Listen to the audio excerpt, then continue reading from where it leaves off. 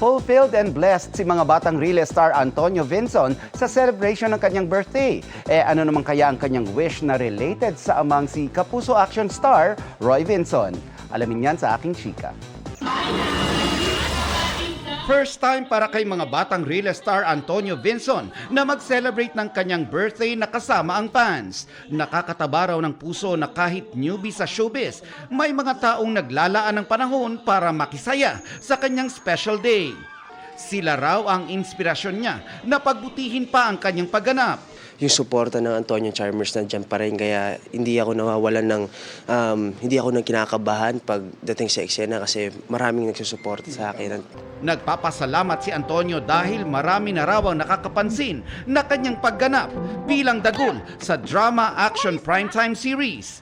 Pero isa raw sa pinaka-fulfilling para kay Antonio ay napansin siya at napahanga ang kanyang idol, ang amang si Kapuso action star Roy Vinson. Nakikita, napapansin yung acting niya, di ba?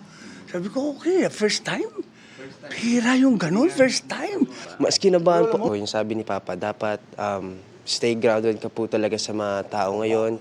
Ang birthday wish ni Antonio, mabisita ng daddy niya ang set ng mga batang Riles para makaiksena.